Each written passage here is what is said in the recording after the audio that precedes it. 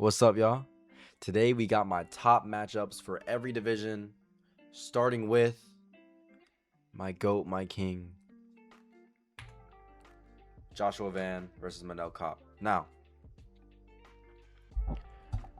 the obvious choice would be Joshua Van versus Alejandro Pantoja, but it sounds like he's not going to be back for a few months, and I know Joshua Van wants to be back soon.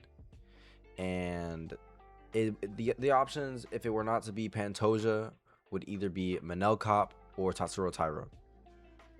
But Matcups and Joshua Van already have beef.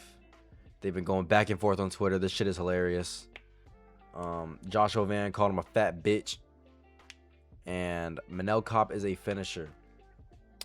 Even if they didn't have beef, this would be an incredibly exciting matchup between two strikers. One volume boxer who puts belt to ass every time he gets in the cage. Listen to the Chief Keef. And then the other one, a sniper who just finished Brandon Royval in the first round. So I think this is the obvious matchup. I don't really think Tatsuro Taira is one to bring too much traction unless they are going to Japan. But I think if they want to get something done soon, this is the fight to make. And I feel like this would do numbers. Joshua Van, he's a growing star. Matcups, he's a pretty big name, especially for the flyweight division. So I even think this could headline a pay-per-view. But I think there's a co-main event slot open on a upcoming card, so hopefully they can get that matched up. And yeah, as you know, I'm picking Joshua Van. I'm never picking against Joshua Van. But next up in the bantamweight division, we got Corey Sandhagen versus Peyton Talbot. Now, aside from the fact that both of these guys are charismatic individuals, this is a great striking matchup. Peyton Talbot just had a masterclass against Henry Cejudo, and Corey Sandhagen has been a staple in the top 5 for years, and he just lost his opportunity for the belt against Merab, but no shame in that. Not gonna knock him for losing to Merab. Peyton Talbot did get out wrestled by Honey Barcelos, but I think he's made drastic improvements. I think he's a completely different fighter. Not as much as of his style, but just his overall improvements in the past few months has been incredible. And this would be a super entertaining striking matchup. It would really show where Peyton Talbot is in the division and possibly lead to a title shot. I think this is the right path for him to move up. And I think Corey Sandhagen, it's a good way for him to bounce back. This is a very winnable fight for him. These guys are both pretty funny, both pretty interesting people. I feel like a star could really be born with an incredible performance here. Moving on to the featherweight division. Colon. These guys already have beef. This fight should have happened a long time ago. And now that Diego Lopez has lost to Volkanovski for a second time, and Yair Rodriguez still hasn't fought since his last fight against who did he just fight? Pitbull? Like, come on, man. This is the fight to make. I think Diego Lopez would win this one too. And I think Yair Rodriguez he's been acting entitled, acting like he deserves a title shot. No, man. I mean, I'm not gonna say Diego Lopez did either, but I'm glad Yair Rodriguez didn't get it, as the rumor suggested. And I think this would be a good scrap anyway, without the beef. Yair Rodriguez, an incredible striker. Diego Lopez, a scrapper, a brawler, iron chin. Man, this would be a war. This would be a war. My early prediction, I'd probably go with Diego Lopez, just due to the ground game discrepancy. We saw Yair Rodriguez get submitted by Brian Ortega pretty recently, which is not a good look. But we'll see. This is the fight that should have happened a long time ago. If you look into why they have beef and you look into the lore, it runs deep. Like, it's not just a 1v1 type of thing. It's like a team versus team type of beef. Like, this shit is crazy. And the reason behind it, I might make a whole separate video on that, but the reasoning behind it is kind of crazy. Anyway, moving on to the lightweight division, Paddy Pimblett versus Dan Hooker. Speaking of beef, this has gotten dirty. Paddy Pimblett started off by saying Dan Hooker's Dan Hooker couldn't grapple a rapist off his mom. You know, that's not really something you want to lead with when talking about someone. You know, it's not something I would say personally. But Patty Pimblett did decide to say those words, and Dan Hooker retaliated, noting Patty Pimblett's friend who committed suicide. And yeah, Patty Pimblett obviously was not happy. Recently, after the UFC 325 card, Patty Pimblett reacted to Dan Hooker's fight and was pretty happy about it, obviously. After Dan Hooker got dismantled by Benoit Saint Denis, these guys are both losers right now. You know, they both got destroyed. Someone's got to move up. Someone's got to move down. Let's get this booked. The time frame works perfectly as well. They just fought a week apart. Both took crazy damage, so both probably gonna have a few months off. I feel like this is the only logical matchup you can make for both of these guys, you know, unless you want to give one of them to Roofy. But shit, let's hold off on that right now. Moving on to the welterweight division, we have Michael Morales versus Carlos Prates. Now, this is an obvious matchup. You know, the welterweight division is a pretty clear cut right now. We have a pretty clear number one contender in Ian Gary, I feel.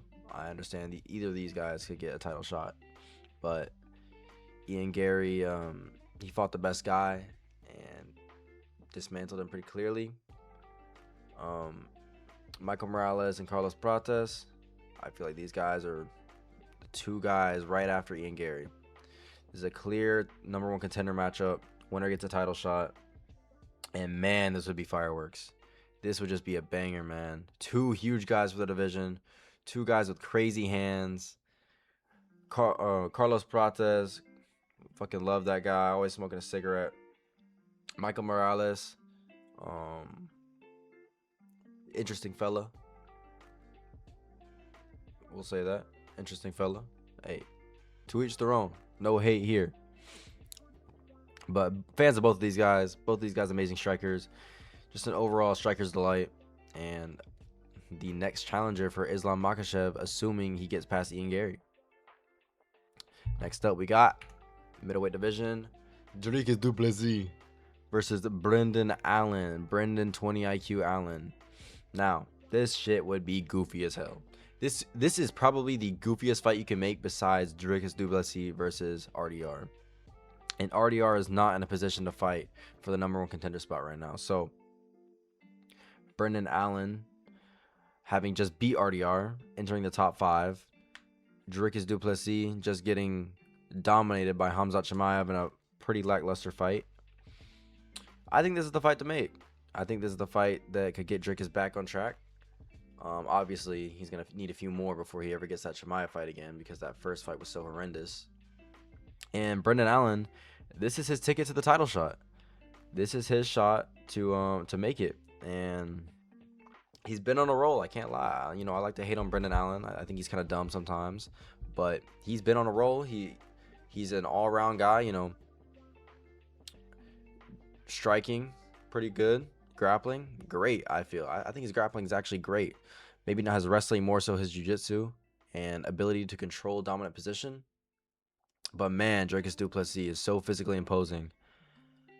It's just such an interesting matchup for me, you know. I don't really know where Dricus is at right now. You know, I don't know how this loss is going to affect him. I think he'll be fine, but on top of that, these guys don't like each other. You know, it hasn't been anything crazy like Patty and Dan or Joshua Van and Manel Kopp, but these guys have been on interviews saying they don't like each other, and you know, it's I wouldn't necessarily call it beef, but I think there's some animosity between the two. Next up, light heavyweight, Jamal Hill versus Alexander Rakic. Loser gets cut. Hear me out. Alexander Rakic, 4-fight losing streak. Jamal Hill, 3-fight losing streak. Getting battered in those fights. Man. Alexander Rakic coming off a brutal knockout loss to Azamat Murzakanov. Jamal Hill coming off losses to Khalil Roundtree and was it Yuri Prohaska? Before that, Alex Pereira. Someone's got to win eventually, right? Let's at least get a win for one of them. Alexander Rakic's chin is gone. I think Jamal might still have a chin, but man, his footwork is so ass. Like, his footwork just sucks. It's so easy for these guys at the top to catch him. I don't think he's as washed as we think. I just think he's been fighting really good competition and really bad style matchups for him. So I think Jamal Hill would be able to win this one, but I mean, someone's got to win. Let's get one of them back on track, you know. I think if Alexander Rakic loses, he might get cut, but you know, I don't even know if he deserves a ranked opponent right now. He might just need to fight unranked opponents, but I think this is a good fight. I want to see Jamal Hill win a fight. I actually like him as a personality. Surprising, right? Everyone used to hate him, but you know, at a certain point you start to feel bad for someone. So I'd like to see this fight get done. I'd pick Jamal Hill in this fight. And last but not least, I know black, I Dominican. Now you'll notice there's not a picture representing Alexander Volkov, and it's because I don't care. The only thing I want to see is Waldo Cortez Acosta get a title shot, and this is his way to do that. Alexander Volkov coming off a interesting performance, to say the least, against Jailton Almeida. Literally had bottom position the entire time and won the fight. I don't need to say much else. That fight was lackluster. That fight was null in my mind.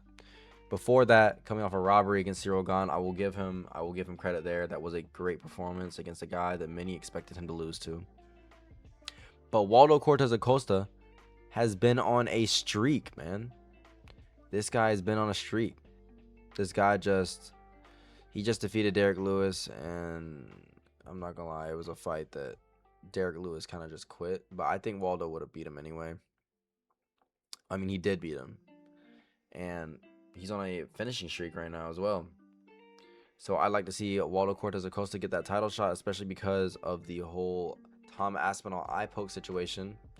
We saw Waldo Cortez Acosta fight Tom Aspinall's teammate Ante Delija, and Ante Delija eye poked him, and then Waldo came back to knock him out, and then called out Tom Aspinall for quitting against Cyril Gane after getting eye poked. Now I know different situations, different severity to the eye pokes.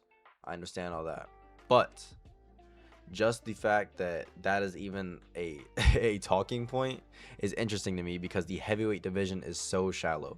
There is nothing else interesting in the heavyweight division besides Waldo Cortez Acosta. He is the guy that can bring life to this division, and that's what I want to see next. And those are my matchups for 2026. Thank you, and I'll see y'all later.